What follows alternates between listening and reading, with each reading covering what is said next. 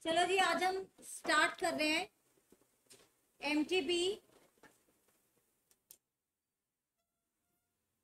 12 अगस्त 2025 की है। ठीक है, MTB देखी है वैसे अभी? हाँ, तो एक बार इसके जो भी प्रैक्टिकल क्वेश्चंस हैं वो हम डिस्कस करते हैं। फिर जो लास्ट ईयर जो आप लोगों का पेपर आया था, यानी कि मई 2025 का, उसके बाद वो वाला पेपर भी हम आज करेंगे। ठीक है, चलो जी। अब देखो, क्वेश्चन नंबर 1 जो है वो कंपलसरी है। कोई भी 4 क्वेश्चन करने 5 में। ठीक है, तो कहने के लिए 4 क्वेश्चन है, मगर हर क्वेश्चन के क्या है, सब पार्ट। यही मैं बताती थी क्लास में भी कि तुम्हें तकरीबन 20-22 क्वेश्चन करने, एक क्वेश्चन के 4-4, 5-5 सब पार्ट। ठीक है, हाँ चलो जी। 3 घंटे का पेपर है, 100 नंबर का पेपर। ठीक है, चलो 3 घंटे का टाइम है। अब क्वेश्चन नंबर 1 कंपलसरी है, यानी कि इसके सारे सब पार्ट आपको करने। पहले पार्ट ए देखो। X was running a business of car on lease. One fine day, Y came to hire a car for 10 days for his business tour from Delhi to Amritsar. X offered him a Honda City for rupees 50,000 for 10 days on a condition that petrol and toll expenses will be borne by him. कि भी toll expenses जो है और petrol जो है सामने वाला बंदा अपने आप बियर करेगा। वो क्या कह रहा है कि भाई तुम मुझसे होंडा सिटी ले जा, कितने में ले जा, 50,000 के ले जा, कितने दिन के लिए ले जा, 10 दिन के लिए ले जा। During the journey engine of car was choked. Engine क्या हो गया, चोक्ड हो गया। Y has to spend rupees 10,000 for repair of engine. Y ने कितना खर्चा किया, उसपे 10,000 रुपए का खर्चा किया। When he was coming back from Amritsar, brakes of car were not working and a major accident of Y happened due to this. पहले क्या खराब हुआ, इंजन चोक हुआ, उसके बाद क्या खराब हो गई, ब्रेक्स खराब हो गई। ठीक है, Y was admitted to hospital, को चोट भी लग गई, इस कारण हॉस्पिटल में भी एडमिट हो गया और 50,000 उसके क्या लग गए, अपने खर्चे पानी पे यानी कि इलाज पे लग गए। Y asked X to compensate him charges for car repair and hospital expenses amounting to be 60,000. X denied for compensation by saying that he was not aware about the engine and brakes fault. Y filed a suit against X for recovery of damages. Give your opinion with reference to the provisions of Indian contract. Bailment का case, same case मैंने bicycle को लेके कराया था, अगर तुम्हें याद हो, कि ब्रेक फेल हो जाती है, ग्रेच्युटोस बेलमेंट है, तब क्या होगा, नॉन ग्रेच्युटोस बेलमेंट है, क्या होगा, याद है, फ्लो चार्ट भी बनवाया था। बस मेरे एग्जाम्पल में क्या था, गाड़ी की जगह साइकिल थी, बस इतना पर। हाँ जी, कैसी बेलमेंट है, नॉन ग्रेच्युटोस है, क्योंकि 50,000 रुपए वो क्या ले रहा है, चार्जेस ले रहा है। नॉन ग्रेच्युटोस में बेलर को पता हो फॉल्ट या ना पता हो फॉल्ट, फर्क पड़ता है नहीं, उसको कॉम्पनसेशन देना पड़ेगा। तो यहाँ पर एक्स को भी कॉम्पनसेशन देना पड़ेगा, नहीं देना पड़ेगा, देना पड़ेगा, because it was a non gratuitous bailment. आ जाओ जी, एक बार आंसर भी देखते हैं।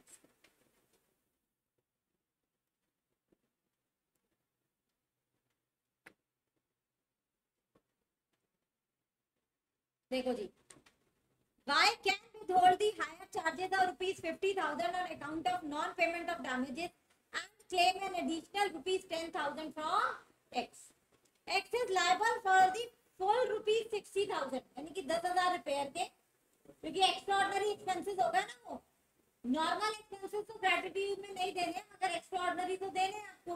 तो 10,000 for repair and 50,000 for hospital, as it is the bailor's duty to supply a car fit for the purpose for which it was hired. तो भाई को क्या मिलेगा, 60,000 रुपए का कॉम्पनसेशन। हाँ, हायर चार्जेस तो 50,000 थे, वो भाई अपना विदहोल्ड कर सकता है, क्योंकि नॉन ग्रेच्युटोस बेलमेंट। हाँ जी, ये चीज क्लियर है। तो एक आंसर में पहले क्या लिखोगे, देखो इसमें भी आंसर में पहले ऊपर क्या लिखा है, बेलमेंट लिखी है 148। बेलमेंट के बाद उन्होंने किसकी बात की है कि नॉन ग्रेच्युटोस बेलमेंट में बेलर की क्या ड्यूटी है, सेक्शन 150। फिर नेसेसरी एक्सपेंसेस वाला, हमने नेसेसरी एक्सपेंसेस, मैंने गाय वाला एग्जांपल कराया था, गाय बीमार पड़ गई तो देना पड़ेगा, खाने पीने का नहीं देना है अगर नॉन राशि से कराया था एग्जाम्पल। दोनों पॉइंट्स आ गए, नेसेसरी एक्सपेंसेस वाले भी और डिस्क्लोजर वाला भी। फिर अगर कुछ भी गड़बड़ होती है तो बेलर की क्या जिम्मेदारी है, लॉस क्या करेगा, इंडेमनिफाई। ये सारा लिखने के बाद आप क्या करोगे, केस से उसको जोड़ दोगे। यही लिखने का तरीका हमने क्लास में भी सीखा है। पहले सारे प्रोविजंस लिख दो, सेक्शंस लिख दो, फिर उसके बाद केस क्या कह रहा है उसको ब्रीफ में लिख के फिर अपना क्या लिखो, आंसर लिखो। फिर उन्होंने देयरफॉर द आंसर्स आर, दोनों उन्होंने क्या लिख दिए, आंसर। हाँ जी, क्वेश्चन नंबर 1 क्लियर है सबको, किया हुआ है क्लास में हमने। आगे बढ़े, चलो सेकंड क्वेश्चन पे आते हैं। Evergreen Private Limited has 9 directors on its board of directors. 9 directors हैं उसके। The company's article of association currently states that the quorum for board meeting shall be 1/3 of the total strength of 2 directors. क्या कह रहे हैं article of association की, भैया board meeting तभी valid मानी जाएगी जब 1/3 डायरेक्टर होंगे या फिर 2, ठीक है, विच एवर इज हायर। 1/3 कितना होगा, 9 का, यानी कि 3 या 2 में से कोई भी चलेगा, विच एवर इज हायर। तो यहाँ पे क्या चलेगा, 3 चलेगा, क्योंकि 9 डायरेक्टर हमारे पास, यानी कि हमारी वैलिड बोर्ड मीटिंग के लिए कितने लोग होने चाहिए, हमारे पास 3 डायरेक्टर्स प्रेजेंट होने चाहिए। चलो जी आगे चलते। The company now intends to amend this article to specify that the quorum for board meeting shall be 1/3 of the total strength or 4 director whichever is higher. अब इसको क्या करना चाहते हैं, जहाँ उन्होंने 2 लिखा है, 2 डायरेक्टर लिखा है ना, वहां पे इसको बढ़ा के वो क्या करना चाहते हैं, 4 डायरेक्टर करना चाहते हैं, यानी कि अमेंडमेंट करना चाहते हैं, ठीक है। Advise the company on the procedure for including this entrenchment provision in its articles in accordance with the provisions of the Companies Act 2013. Entrenchment provision मैंने बताया था क्या होता है, जब आप अपने आर्टिकल ऑफ एसोसिएशन को और स्ट्रिक्ट करते हो to give protection to the particular group of person। वो ग्रुप ऑफ पर्सन आपकी कंपनी के इन्वेस्टर्स हो सकते हैं, कोई भी हो सकता है। यहाँ पे ये भी 2 से अगर 4 करते हैं तो क्या कर रहे हैं, आर्टिकल ऑफ एसोसिएशन बहुत स्ट्रिक्ट कर रहे हैं ना।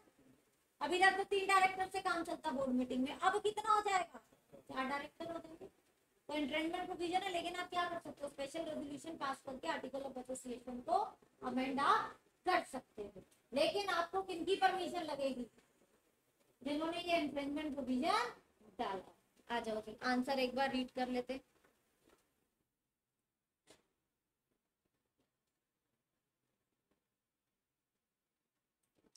देखो, manner of inclusion of the entrenchment provision, the provisions for entrenchment shall only be made either on formation of a company, या तो जिस समय आप कंपनी बना रहे हो,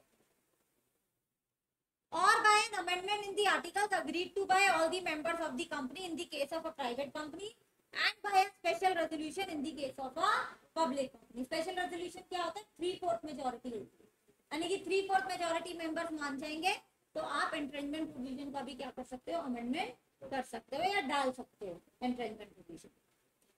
अब इसका नोटिस किसको देना होता है, रजिस्ट्रार को भी देना होता है, notice to the registrar of the entrenchment provision की भैया हम इसको क्या कर रहे हैं, हम इसको अमेंड करते हैं। एक चीज वैसे भी समझ लो बच्चे, कंपनी जब भी स्पेशल रेजोल्यूशन पास करती है हमेशा उसका नोटिस किसके पास जाता है, आरओसी को। तो आप कोई भी रेजोल्यूशन पास करो, जनरली तो मैक्सिमम रेजोल्यूशन तो पब्लिक कंपनी में नोटिस किसके पास जाता है, आरओसी को, और स्पेशल रेजोल्यूशन का तो जाएगा ही जाएगा। आप आर्टिकल ऑफ एसोसिएशन में खाली एंट्रेंचमेंट प्रोविजन ही नहीं, कोई भी प्रोविजन कैसे अमेंड कर सकते हो, बाय पासिंग अ स्पेशल, और स्पेशल रेजोल्यूशन हमेशा कहाँ जाएगा, आगे। तो ये भी आप अमेंडमेंट कर सकते हो, उसमें कोई प्रॉब्लम नहीं, ठीक है जी। Yes, the in the instant case Evergreen private limited can follow the above procedure such that with the consent of all the members and notice to the registrar to include the entrenchment provision in its article। क्योंकि ये private limited है तो सारे members की consent चाहिए, खाली special resolution से बात नहीं बनेगी। Yes, the advice will differ if the company is public company since it has to pass special resolution and also inform to the, बात समझ में आती, प्राइवेट कंपनी है तो सबकी रजामंदी, पब्लिक कंपनी है तो स्पेशल, ठीक है जी। आगे बढ़े, नेक्स्ट क्वेश्चन पे आए, आ जाओ।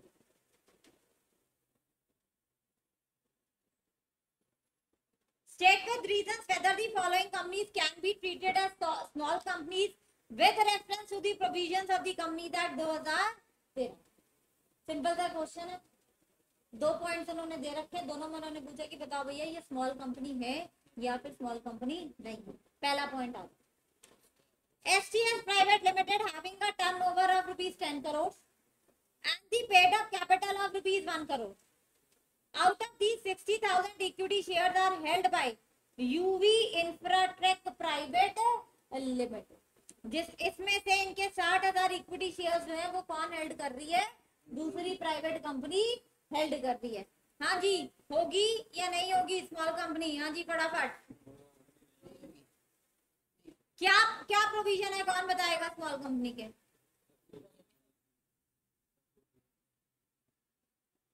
हाँ जी बताओ, मैंने एक एग्जांपल दिया था, 3 कंपनीज पहले वो बताओ जो कभी स्मॉल कंपनी नहीं हो सकती। बताओ, होल्डिंग सब्सिडरी नहीं हो सकती और पब्लिक कंपनी नहीं हो सकती और सेक्शन 8 कंपनी नहीं हो सकती।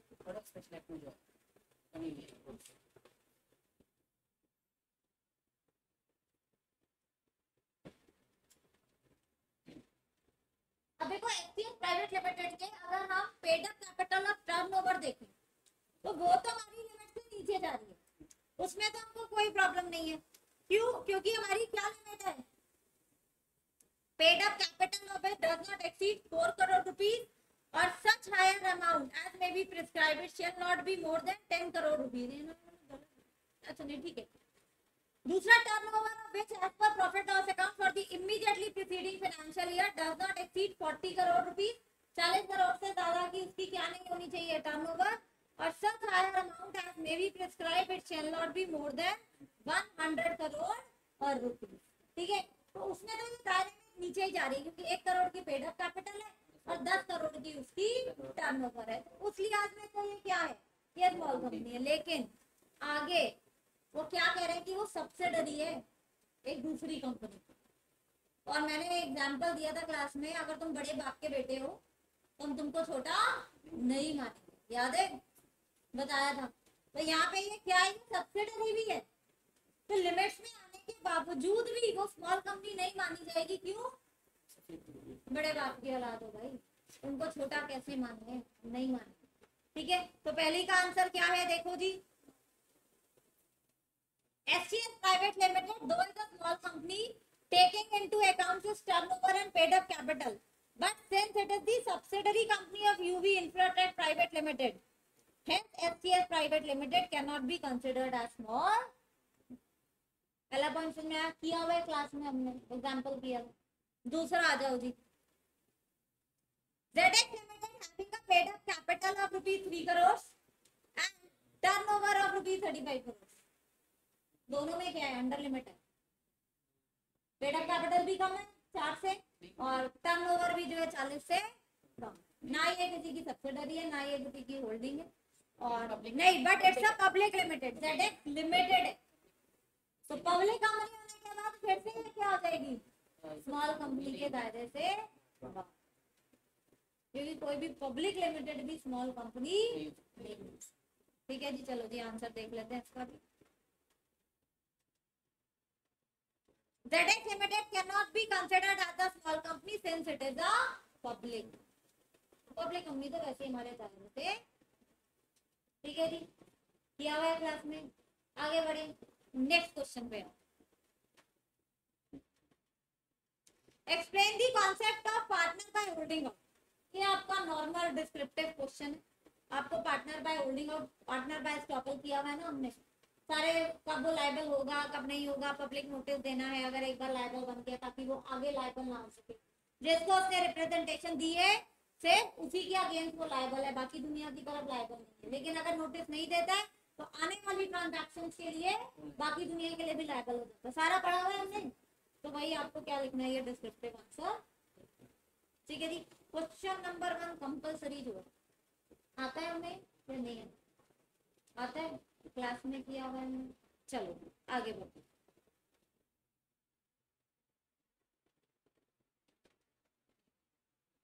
P sold certain antique items to Q for ₹3 lakh On 13/12/24, as per the terms of agreement, 75% of the amount was to be paid within a week and the balance 25% was to be paid till 31/12/2024. अच्छा, वो 13 को बेचा है, payment सारी करनी 31 बार. Q appointed his agent R to take delivery of the goods after payment of first installment. Q ने क्या appoint किया है? R को अपॉइंट किया है अपने एजेंट की तरह. Q transferred a sum of ₹2,80,000 in the account of P through NEFT on 18/12/2004, which was credited in P's account on the same date. Q ने क्या किया है? 2,80,000 P को हथियार दे दिए, उसके अकाउंट में चले भी गए. ठीक है जी.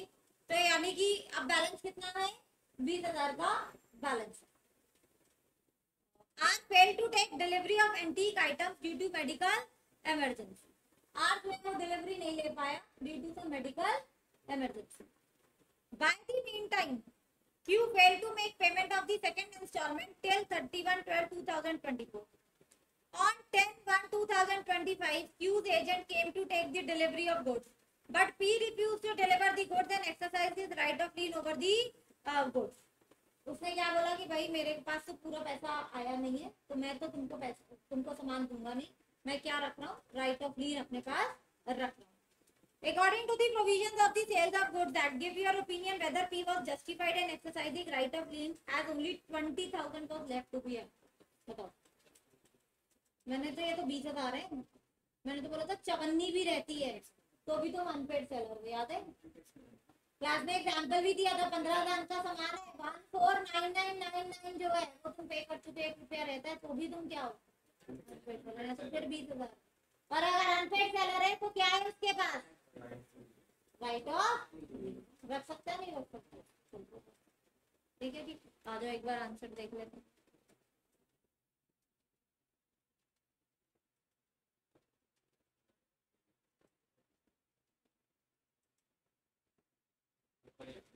Even though the unpaid amount is ₹20,000, P's refusal to deliver the goods is valid. Thus, P is legally justified in exercising right of. तो राइट ऑफ लीन की पहले तो क्या लिखनी है तुमको? अनपेड सेलर लिखोगे पहले कि अनपेड सेलर कौन है भैया. उसका अगर एक भी रुपया प्राइस में से अनपेड है, नॉट इन दी एक्सपेंसेस, ये भी बताया था मैंने, तो अनपेड सेलर है. अनपेड सेलर है तो क्या है उसके पास? राइट ऑफ लीन है. राइट ऑफ लीन का मिलेगा जब आप उसके पास पोजेशन है. क्रेडिट पीरियड या तो दिया ना हो या फिर दिया है तो एक्सपायर हो चुका हो. याद है? या फिर सामने वाला इंसॉल्वेंट हो जाए. तीनों में से कोई भी कंडीशन पूरी होगी तो राइट ऑफ लीन मिल जाएगा. तो इन्होंने भी क्या किया, पहले तो ऊपर पूरा राइट ऑफ लीन लिख दिया. मेरा देखो तीन कंडीशन थी, हमने भी यही पढ़ी थी, याद है क्लास में. तो ये थ्योरी लिख के फिर आप अपना क्या लिखोगे? आप अपना 3 नंबर का question. We have sufficient theory to write and you know the. ठीक है जी. नेक्स्ट पे आ जाए. आ जाओ.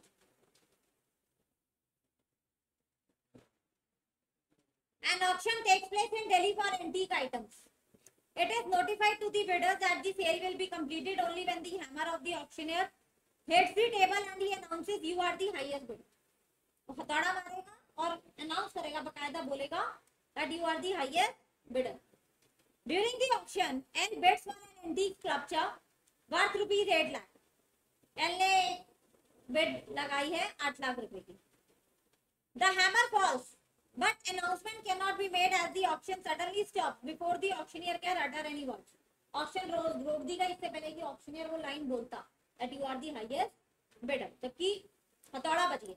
ठीक है जी. It is notified to everyone that there has been an unexpected rise in the market price for that particular structure and therefore it will not be sold on that particular day. उन्होंने क्या बोला भाई अब ये 8 लाख में या किसी में भी नहीं बढ़ सकता क्योंकि इसका मार्केट प्राइस बढ़ गया. तो इसकी बोली क्या करेंगे? दोबारा से लगाएंगे. That the auctioneer is bound to sell the structure to him at the price he bid, because once he bid at the highest price in the auction and the hammer fell, the auction sale was completed and therefore the auctioneer is under a contractual obligation to sell the structure. The auctioneer disagrees. बताओ जी क्या होगा? Completion of cell बताई थी मैंने तुम्हें auction में. उसमें मैंने तुम्हें बताया था तो 3 बार हथौड़ा बच जाए या वो बोले गॉन गॉन गॉन, या कोई भी सिंबल जो उन्होंने ऑप्शन से पहले बता दिया, भैया हम ये करेंगे तभी सेल क्या मानी जाएगी, कंप्लीट मानी जाएगी। यहाँ पे हमने क्या बोला, कब मानी जाएगी सेल कंप्लीट, दिया उसमें सेल कंप्लीट हुई, पढ़ा है हमने क्लास में। ठीक है जी, आ जाओ आंसर को।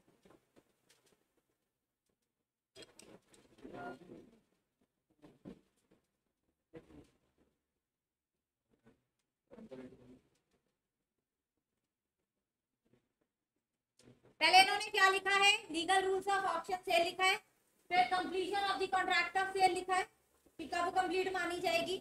ठीक है, in the instant case the scale of structure to L is not complete as only hammer falls but the auctioneer did not announce you are the higher bidder, therefore as claim contending that the auctioneer is bound to sell the structure to him at the price he bid is not valid as the auction sale was not, तो भी option sell complete नहीं। ठीक है जी, next है question number second के next part पे, separate legal entity पढ़ा हुआ है, होमवर्क में भी दिया था, टेस्ट में भी दिया था, कौन सा केस लिखोगे,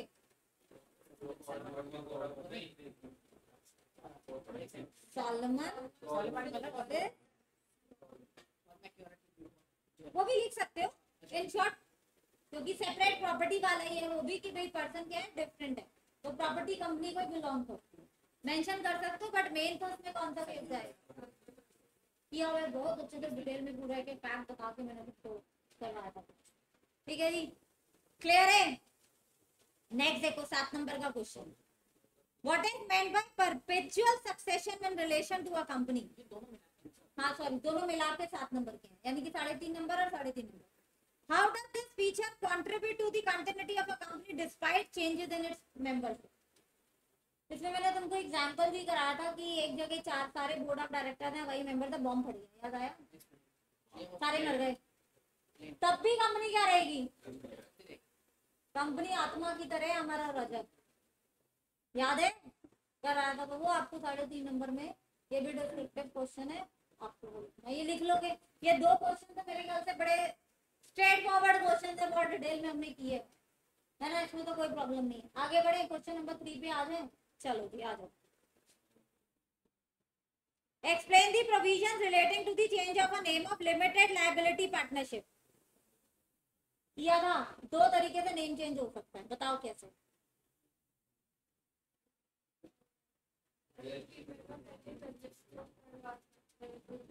अरे वो सब छोड़ो, कंपल्सरी एंड वॉलंटरी, वॉलंटरी तो तुमको नाम बदलना है, पंडित जी याद है, मैंने बोला था, पंडित जी ने बोला डबल के लगा दो, नहीं तो कंपनी नहीं चलेगी, याद आया कुछ कुछ, तो आपको नेम चेंज कराना है। दूसरा, तुम्हारा नाम मिलता जुलता गलती से लॉट हो गया है, तो तुम्हारे पास नोटिस आएगा कि भाई तुम क्या करो, तुम नेम चेंज करो, तो वहां पे फिर तुमको 3 महीने में अपना क्या करना पड़ेगा, नेम चेंज करना। याद आया, तो भूली बिखरी यादें पढ़े थे। एलएलपी तो होगा कट कॉपी पेस्ट कॉपी और कंपनी लो, अब याद नहीं है तुमको, क्या करें।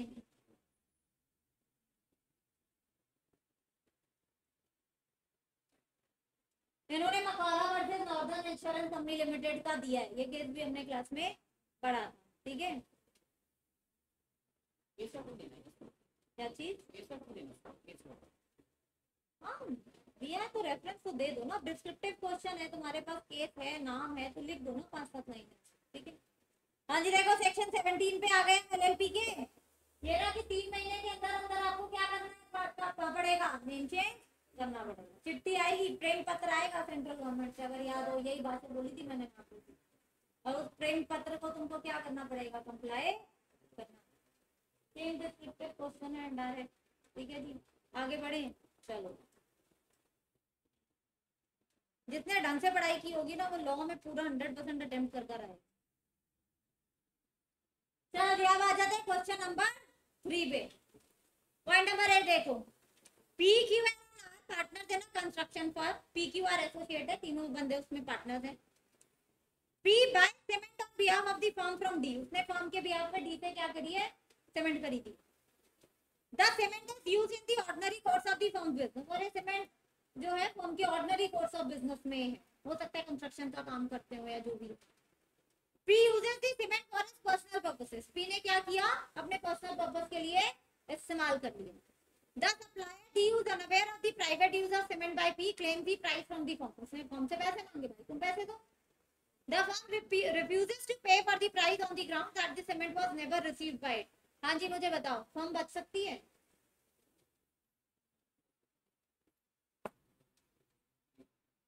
LLP नहीं है, पार्टनरशिप फर्म है, और उसमें पार्टनर की क्या पोजीशन होती है, हम तो डूबेंगे सनम, तुम्हें साथ लेके डूबेंगे। ऑर्डिनरी कोर्स ऑफ बिजनेस में एक पार्टनर ने कुछ डील की है, पूरी फर्म लायबल है या नहीं है? पूरी फर्म लायबल है भाई। तुम इंटरनली कुछ भी करो, थर्ड पार्टी को उससे क्या मतलब? थर्ड पार्टी कोई डिटेक्टिव लेके थोड़ी ना तुम्हारे पीछे रहेगी कि भैया तुम पर्सनल यूज कर रहे हो, फर्म के लिए यूज कर रहे हो। एम्प्लॉयड अथॉरिटी में है या नहीं उसके? एक पार्टनर के ऐसा काम करना जो कि उनकी ऑर्डिनरी कोर्स ऑफ बिजनेस में है, दैट इज एम्प्लॉयड अथॉरिटी। और एम्प्लॉयड अथॉरिटी में वो कुछ भी करते हैं तो पूरी फर्म लायबल होती है, तो थर्ड पार्टी को पैसा देना पड़ेगा भाई। दूसरा देखो, what would be your answer if a part of the cement so purchased by P was delivered to the firm by him and the rest of the cement was used by him for his private use? कोई फर्क नहीं, third party को तो तुमको तब भी पैसा देना पड़ेगा। आपस में जो एक दूसरे को इंडेमनिफाई करना है ना, उसमें अमाउंट बदल जाएगा, लेकिन थर्ड पार्टी को तो फर्म को क्या देना पड़ेगा? दोनों ही केसेस में पूरा पैसा। आ जाओ जी, रीड करते।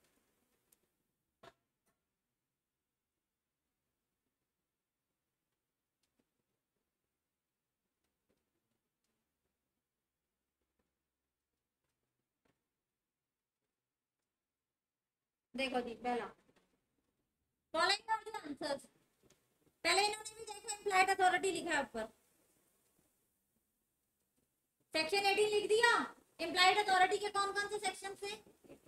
18 था, 19 था, 20 था, फिर एक्सटेंशन एंड रिस्ट्रिक्शन का आया, कुछ याद?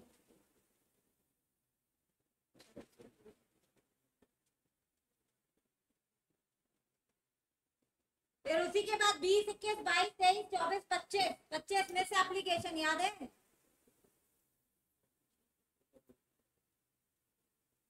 भाई पढ़ा होगा तो याद होगा, नहीं पढ़ा नहीं याद होगा। मैंने तो कराया था, बड़े अच्छे से कराया है ना, या एग्जाम्पल भी दिया था।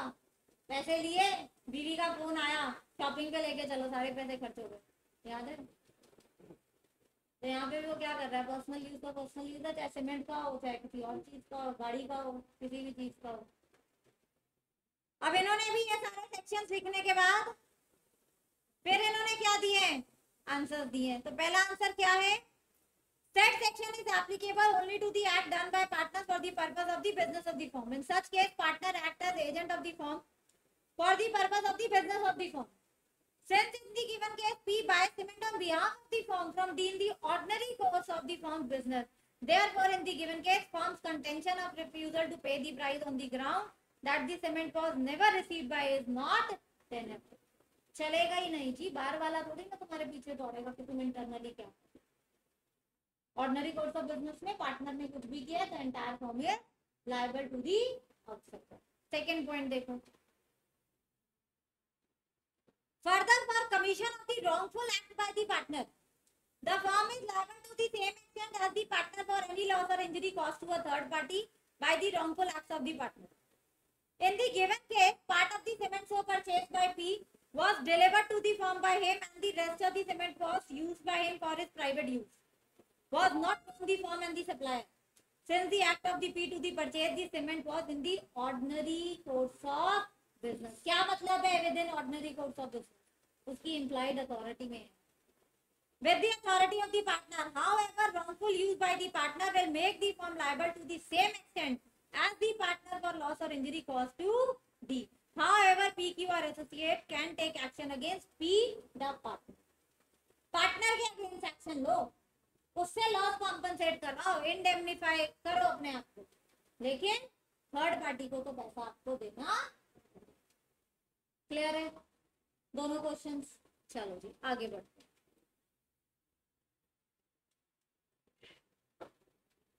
The object clause of memorandum of association of ABC Private Limited authorize the company to carry on the business of trading in property in Gurgaon. Memorandum क्या कहते हैं, ऑब्जेक्ट क्लॉज क्या कहते हैं, आप क्या कर सकते हैं, प्रॉपर्टी में ट्रेडिंग कर सकते हैं गुड़गांव में, ठीक है. Since the company was not doing well, the directors of the company in a recent board meeting planned to diversify the business and enter into construction business. Trading छोड़ के किसमें आ गए, कंस्ट्रक्शन में. For this purpose, they borrowed a sum of ₹5 crore from Magnum Finance Limited. उसके लिए उन्होंने 5 करोड़ रुपए भी ले लिए Magnum Finance Limited को. But the members of the company did not approve the decision of the board. Hence, company refused to repay the loan. Company ने मना कर दिया, भैया ये लोन तो हम रीपे नहीं करेंगे, बताओ क्या होगा. मैग्नम लिमिटेड रिकवरी कर सकती है, नहीं कर सकती? यस और नो? कर सकती है. Very good. Ultra vires act है, मेमोरेंडम कहता है ट्रेडिंग कर सकते हो, और वो क्या कर रहे हैं, outside the scope of memorandum हो गया, अल्ट्रा वायरस में चला गया. अल्ट्रा वायरस में जाते क्या हो गया, वॉइड एब इनिशियो हो गया, और can't be ratified the full majority of the member. सारे मिलके भी उसको रेटिफाई नहीं कर सकते, ठीक है जी.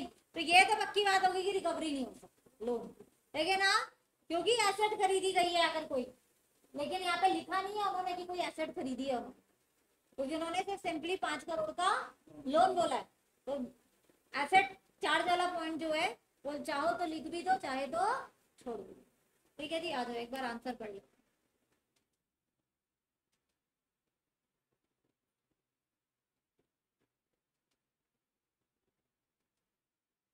देखो जी, in the instant case, ABC Private Limited was authorized to trade in property only. So taking loan for construction business was ultra virus the power of the company. वो तो ultra virus है भाई. Therefore, Magnum Finance Limited cannot enforce against ABC Private Limited for recovery of the loan, but it can recover the money to the extent it has been utilized in meeting lawful debt of the company.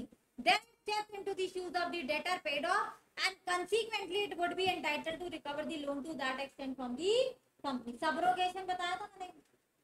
Ultra vires में book खोल के देखो मेरी वाली, affect of ultra vires transaction, उसमें मैंने दिया है सब्रोगेशन. या तो डायरेक्टर्स को पर्सनली लायबल बना सकते हो अगर डायरेक्टर्स ने कुछ गड़बड़ की है, या फिर आप क्या हो सकते हो, अगर कंपनी ने आपके पैसे से कोई आगे उधारी चुकाई है तो वो क्रेडिटर तो पैसा लेके चला गया, लेकिन आप उस क्रेडिटर की जगह आके बैठ जाओगे. याद है? हाँ जी, मिला पॉइंट अल्ट्रा वायरस में.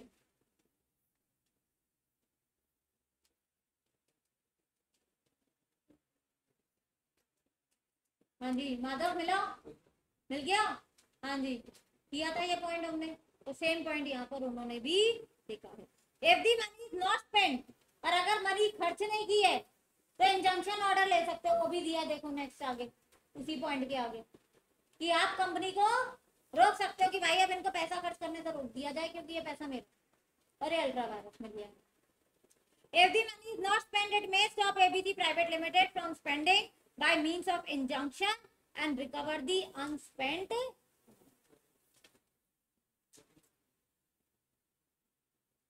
दोनों पॉइंट्स कराए मैंने आपको, मेरे वाले नोट्स देख लिए, मिल गए उसमें पॉइंट्स दोनों, ठीक है जी. वही दोनों पॉइंट्स आपको यहाँ पर लिखना. फिर चले आगे, बड़े आगे चलो जी. नेक्स्ट देखो, और सारे केस लॉस दे रहे हो 3 नंबर में, 4 नंबर में, कोई 7 नंबर में, 8 नंबर में नहीं आया हुआ है आपका केस लॉस. नेक्स्ट देखो, SNM Limited was registered in 2021 with a share capital of ₹50 lakh divided into 5 lakh equity shares of ₹10 each under Section 8 of the Companies Act. 50 lakh के कैपिटल है जो उनका 5 lakh equity share multiply by 10 में divided है.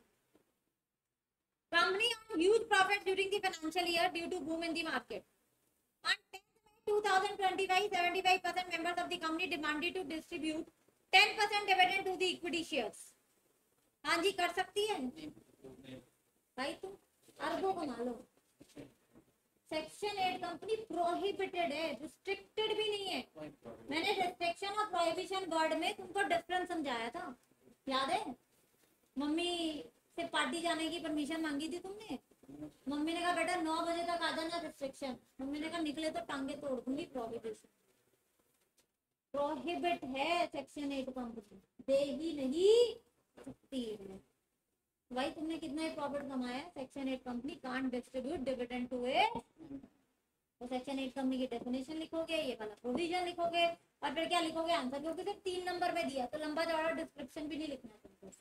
आ जाओ जी answer देखते हैं।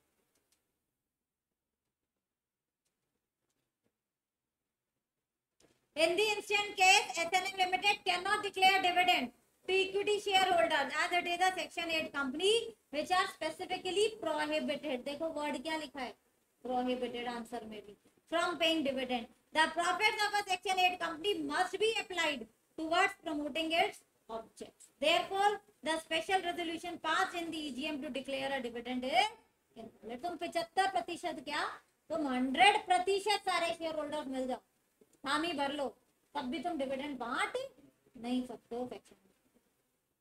ठीक है जी, आगे बढ़े, चलो। फिर explain the various person by whom a contract may be performed as per the Indian Contract Act, capacity to contract.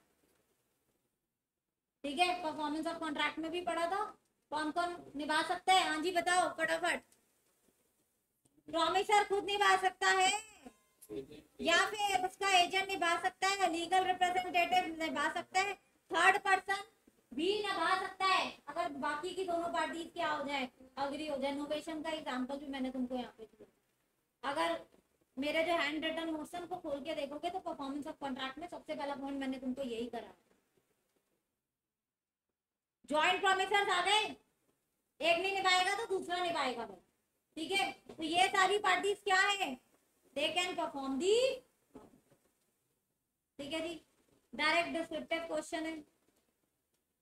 Next देखो क्वेश्चन नंबर 4,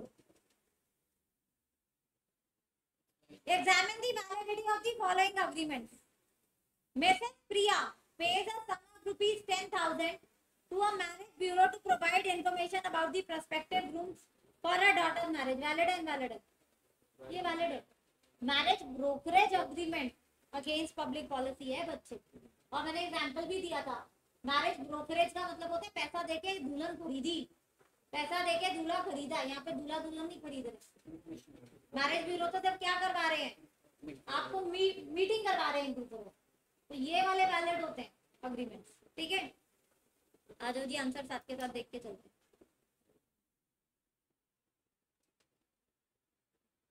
पहले वाला देखो, in the instant case the agreement to pay 10,000 in exchange for a service is lawful, hence the agreement is valid. Agreement हमारा क्या है, valid. दूसरा आ जाओ,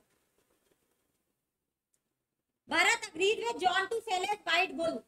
Unknown to both the parties, the bull was dead at the time of agreement. Invalid. Destruction of subject matter.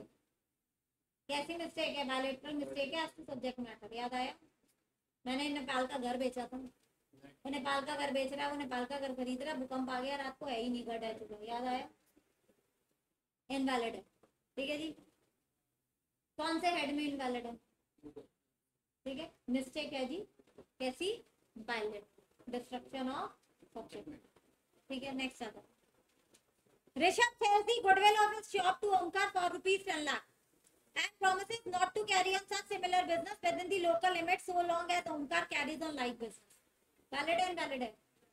No doubt in restraint of business है, मगर exception में fall करता है सेल ऑफ गुडविल में, है ना? पढ़ा था ना, याद है ना? वॉइड अग्रीमेंट्स के चैप्टर में से है ये चारों, वहां पढ़े थे हमने ये। तो वॉइड अग्रीमेंट में कैटेगरी क्या पढ़ा था, agreement and restraint of trade. तो no doubt agreement and restraint of trade है, बट किसमें फॉल करता है, एक्सेप्शन में, सेल ऑफ गुडविल। ठीक है जी, तो वैलिड है जी। चौथा देखो, a property worth rupees 2 lakh was agreed to be sold for just rupees 25,000 by a person of unsound age.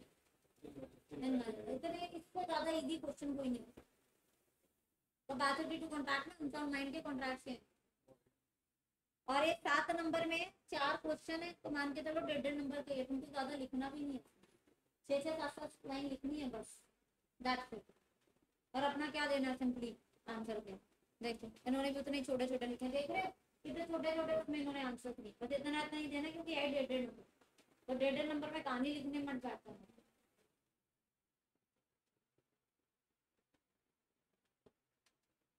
ये चारों हो गए। और देख लो कितना कितना लिखा है इन्होंने, इतना थोड़ा सा लिखा है, 1.5 नंबर में इतना ही लिखना है, ज्यादा नहीं लिखना। 2 लाइन में डिस्क्रिप्शन की क्यों है, और लास्ट में एक छोटी सी लाइन कि वैलिड है या इनवैलिड है, बस खत्म। चलो आगे बढ़ते हैं।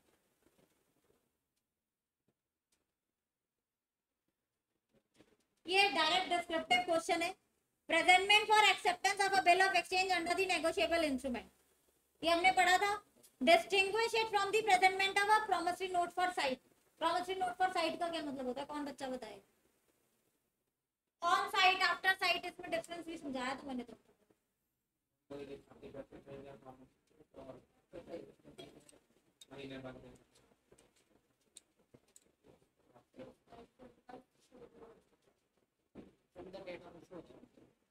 मैंने क्या बताया था, ऑन साइट का तो मतलब है ऑन डिमांड।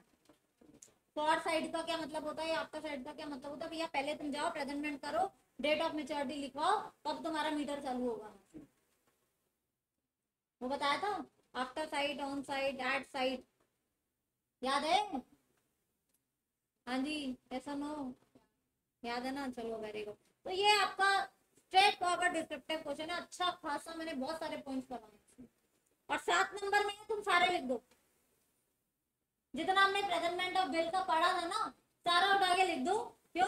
क्योंकि 7 नंबर में, और तुम्हारे पास कंटेंट भी बहुत है। देखो मैंने 7 नंबर में वही क्वेश्चन दिया है जिसमें हमारे पास कंटेंट बहुत है। तो हमारे पास कंटेंट प्रेजेंटमेंट में 2 में ही बहुत ज्यादा, एक तो प्रेजेंटमेंट फॉर पेमेंट में, और दूसरा presentment of bill of exchange for site में। फॉर साइट यानी कि प्रेजेंटमेंट हमें करनी है, फिर हमारी क्या होगी, मैच्योरिटी। 3 तरीके की प्रेजेंटमेंट थी हमारे पास, प्रेजेंटमेंट बिल ऑफ एक्सचेंज की, प्रेजेंटमेंट ऑफ प्रॉमिसरी नोट की, और प्रेजेंटमेंट फॉर चेक की। उनमें होती नहीं है, प्रॉमिसरी नोट में भी मैंने बताया कि जरूरत है नहीं, फिर भी मन में तुम्हारे दुखी लगी रहती है तो तुम जाके करवा लो। लेकिन बिल ऑफ एक्सचेंज में अगर पेबल ऑन डिमांड नहीं है तो तुमको जाना पड़ेगा, करवानी पड़ेगी। ठीक है जी। तो presentment of bill for acceptance में हमारे पास सबसे ज्यादा कंटेंट था लिखने के लिए, और फिर हमारे पास प्रेजेंटमेंट फॉर पेमेंट में था लिखने के लिए कंटेंट। 2 तरीके की प्रेजेंटमेंट में सबसे ज्यादा कंटेंट है लिखने के लिए। तो तुम्हारे पास उन्होंने कौन सा दिया है, प्रेजेंटमेंट फॉर एक्सेप्टेंस। लिख लोगे ना ये, तो इसमें तो कोई दिक्कत नहीं है।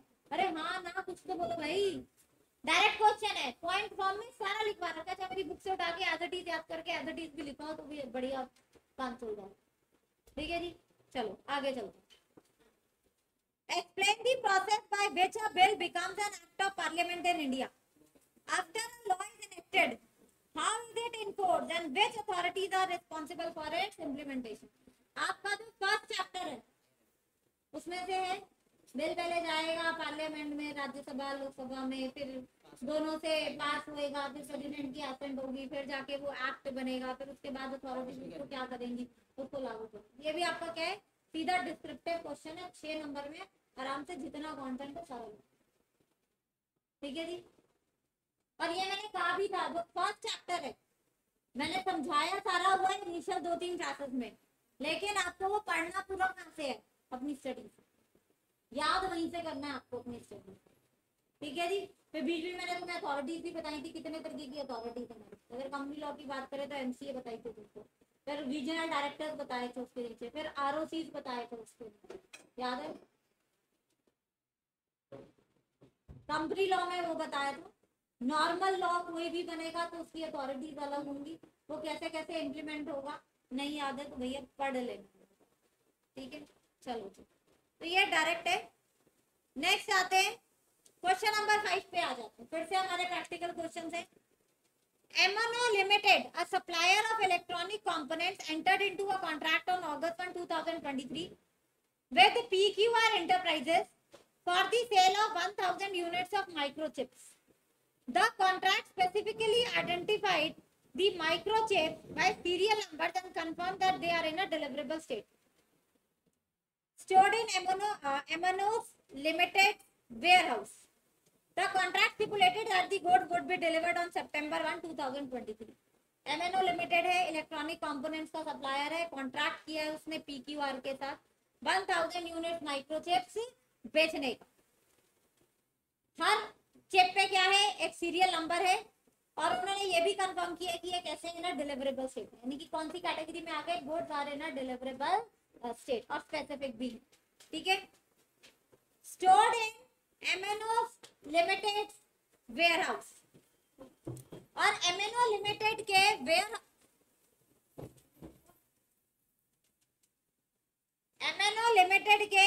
वेयरहाउस में वो पड़े हुए। On August 10, 2023, a flood occurred. बाढ़ आ गई 10 अगस्त को, damaged the warehouse and destroyed the entire stock of microchips. सारा माइक्रोचिप्स का जो स्टॉक था वो खत्म हो गया। जब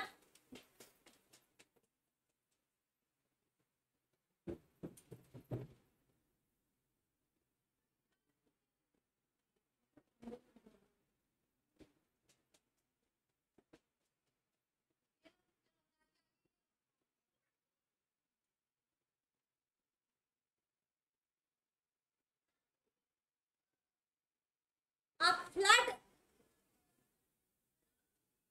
आ गया है, वेयर हाउस डैमेज हो गए, और सारे माइक्रोचिप्स का स्टॉक जो है वो क्या हो गया, डिस्ट्रॉय हो गया, including the 1000 units intended for PQR enterprise, यानी कि जो बेचने थे 1000 यूनिट्स वो भी क्या हो गए, वो भी डिस्ट्रॉय हो गए। Examine with reference to the provisions of the Sales of Goods Act 1930, who shall suffer the loss, कौन बियर करेगा लॉस, बताओ। फिर आगे उन्होंने एक दूसरा क्वेश्चन और पूछा है, what will be an answer if the microchips are not specifically identified and marked for PQR enterprises at the time of contract? पहले वाले में तो सारा किसके पास जाएगा, PQR के पास, डिलीवरेबल स्टेट में था, ओनरशिप कब ट्रांसफर होती है, at the time of contract fix. लेकिन अगर डिलीवरेबल स्टेट में लाना था तो फिर कब ओनरशिप ट्रांसफर होती है, पहले तो डिलीवरेबल स्टेट में आए, फिर बायर को नोटिस मिले, तब जाके क्या होगी, ओनरशिप। तो पहले वाले में PQR, दूसरे आंसर में PQR लिमिटेड इज नॉट। ठीक है जी, चलो आज एक बार रीड कर लेते हैं, ये पीछे प्लीज बंद कर दो।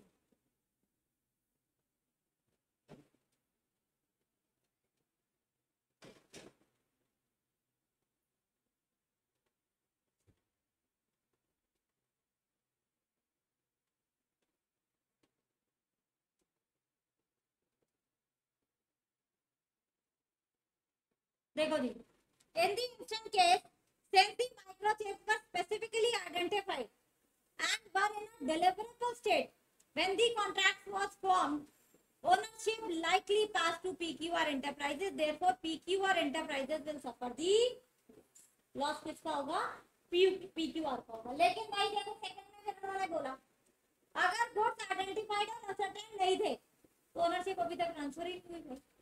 If the microchips were not specifically identified and marked for PQR enterprises at the time of contract, MNO Limited will suffer the loss as the risk would not have transferred to PQR. PQR तक वो गए ही नहीं। ठीक है जी, clear है ये बात, चलें आगे। नेक्स्ट आते क्वेश्चन नंबर 5 का second. A purchases a motorcycle from B and uses it for some time. ए ने एक मोटरसाइकिल खरीदी है, बी से उसने कुछ टाइम यूज भी कर लिया है। It turns out that the motorcycle sold by B to A was a stolen one and had to be returned to a rightful owner. याद है मैंने इसमें घड़ी का एग्जांपल दिया था, टीवी का एग्जांपल दिया। टीवी ले आए हो, मैच देख रहे हो, और अचानक से पुलिस घंटी बजाती है कि भाई जिसने तुमको भेजा है उसका टाइटल डिफेक्टिव है, तो उसके पास टाइटल ही नहीं है। A brings action against B for the return of the price. Will he succeed? Examine this with reference to the provisions of the Sale of Goods Act 1930. हाँ जी, कॉम्पनसेशन मिलेगा या नहीं मिलेगा?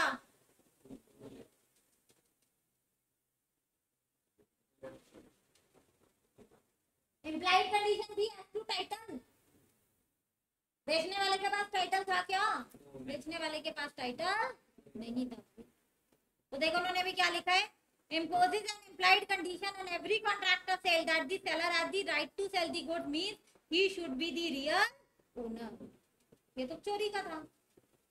डिफेक्टेड टाइटल हो तो warranty में चला जाएगा, टाइटल हो ही ना तो कंडीशन में चला जाएगा। ये दोनों चीजें पढ़ाई थी मैंने। In the instant case, A will succeed in his action against B for the return of the price, as B had no title to sell the stolen motorcycle and the sale was on breach of implied।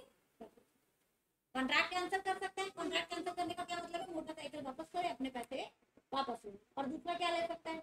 Compensation. दोनों अधिकार ए को मिल जाए। आज clear है question? चलें आगे, आ जाओ।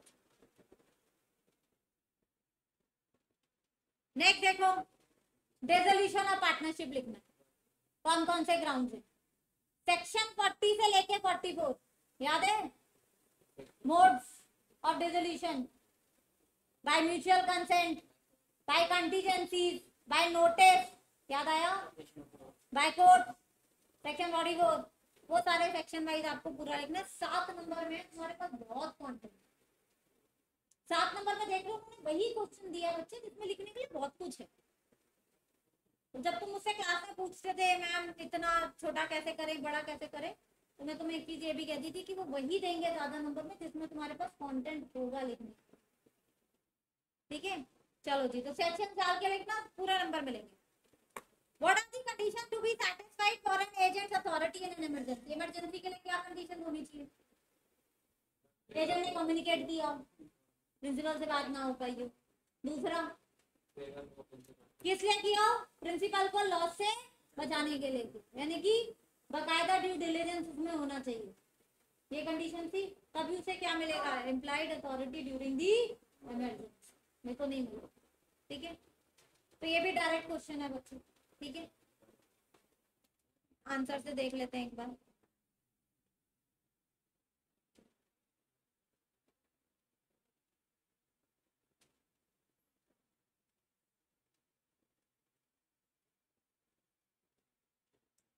Agent authority in emergency, section 189 आपको पूरा लिखना है। बोनाफिडे हो, प्रिंसिपल के बेनिफिट के लिए किया हो, कम्युनिकेट करने की पूरी कोशिश की गई हो, अपॉर्चुनिटी ली गई हो, agent should have adopted the most reasonable and practicable course, जो बेस्ट कर सकता है, जो भी मैंने कहा ड्यू डिलिजेंस, वो उसने की हो। तो ये सारी कंडीशंस क्या करनी है? पूरी करनी है। हमने क्लास में पढ़ा, एज इट इज लिखना है। ठीक है जी, चलो जी। नेक्स्ट आता है question number 6, last question of your MTP. आपको ये बताना है कि कौन सा इनलैंड बिल है और कौन सा फॉरेन बिल है। इनलैंड बिल कब होता है? देसी और विदेशी? हाँ जी बताओ। इनलैंड के लिए कंपल्सरीली ड्रॉर कौन सा होना चाहिए? इंडिया। अब बाकी दो पार्टीज में से कोई एक पार्टी क्या होनी चाहिए? इंडिया। ठीक है, और अगर ड्रॉर बात है तो फिर वो क्या हो जाएगा? फॉरेन इंस्ट्रूमेंट हो जाएगा। देखो, a promissory note is made in Kolkata is payable in Mumbai, inland है, पूर्ण स्वदेशी है ये। ठीक है, next, a bill is drawn in Varanasi on a person resident in Jodhpur but it is made payable in Singapore, inland है।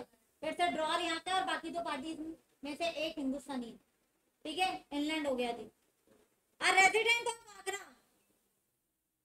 draws a bill of exchange in Agra on B, a merchant in New York, and B accepts it as payable in Delhi। बना कहाँ पर है? आगरा में। Payable है New York में, लेकिन acceptance कहाँ की है? यानी कि पे ही बाहर का भी है तो भी एक्सेप्टर कहाँ का है?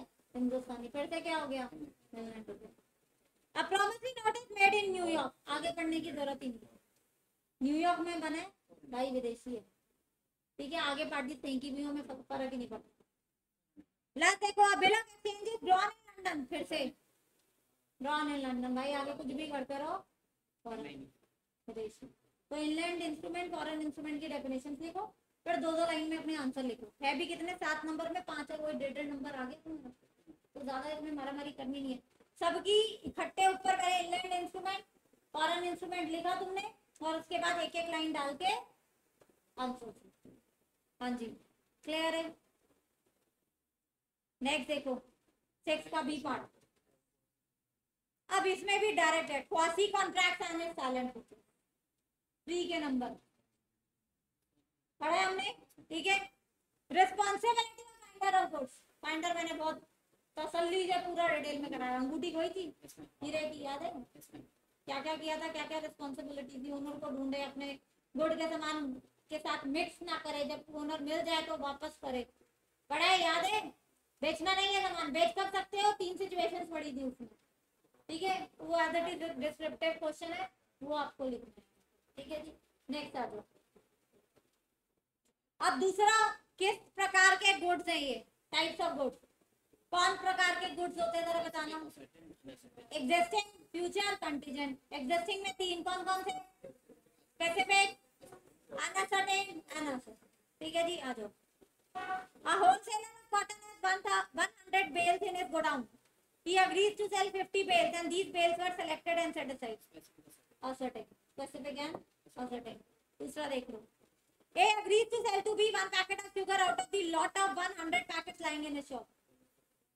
लॉट में बड़ा सामान अभी, अनसर्टेन, बहुत सिंपल दोनों। और दिया भी कितने में, 7 नंबर में 2 ये दिए, फिर सेकंड भी दिया, तो मुश्किल तो तुम्हें 4-4 5-5 लाइनें लिखनी है, तो ज्यादा नहीं लिखनी। असर्टेन गुड्स की डेफिनेशन लिख देना, अनसर्टेन गुड्स की डेफिनेशन लिख देना, स्पेसिफिक लिख देना, एक एक 2-2 लाइन में, और फिर एक एक लाइन में ए का आंसर और एक ही लाइन में बी का आंसर, ठीक है जी। चलो जी एक बार देख भी लेते हैं।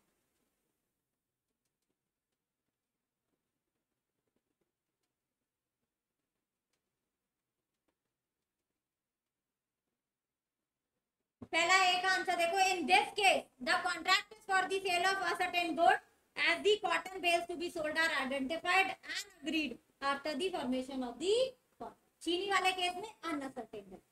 नेक्स्ट देखो, it is sale of existing but uncertain goods because it is not known which packet is to be filled, ठीक है जी।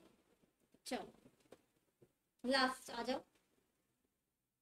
Sometimes breach of condition will be treated as breach of warranty, as a result of which buyer loses his right to reside. State the circumstances where a contract cannot be avoided even on account of breach of condition. यहाँ separable नहीं है, यहाँ contract rescind करने के बाद parties original position में restore back नहीं हो सकती। तो treatment of breach of condition has to breach of warranty करा था हमने क्लास में, वही लिखा, ठीक है जी। 2 नंबर का 2.5 नंबर का लिखना है तो बहुत ज्यादा काम ही राम पता तुमको नहीं लिखना, ठीक है। पूरे एमटीपी में बताओ ऐसा कुछ था जो हमने नहीं किया हो क्लास में, या कोई केस लो ऐसा जिसमें तुम अटके हो कि ये मैंने नहीं, मतलब मैम ने क्लास में नहीं कराया, या ये आता है पेपर ऐसे ही आता। ज्यादा से ज्यादा ये हो सकता है कि इसमें से कोई एक आधा क्वेश्चन प्रैक्टिकल में वो थोड़ा सा और ज्यादा ट्रिकी कर दे, तो ज्यादा घुमा दे, इससे ज्यादा गंदा पेपर नहीं बनेगा। ऐसे ही सिंपल ही एमटीक्यू, इसमें कोई बहुत ज्यादा ट्रिकी क्वेश्चन तुमको दिए नहीं, बट फिर भी आईसीआई 4 पेपर में से एक पेपर ऐसा बनाता है जिसमें दिमाग के और बट अगर कॉन्सेप्ट क्लियर है बच्चे तो लॉ का पेपर तुम बिल्कुल अच्छे से कर पाओगे। मैंने हर चीज बहुत डेप्थ में समझा दी, ठीक है जी। कॉन्फिडेंस आ रहा है एमटीपी देख के कि कर लेंगे जी, ठीक है। चलो जी, यहाँ तक पहले मुझे बताओ किसी को कुछ पूछना है, किसी को कुछ डाउट है।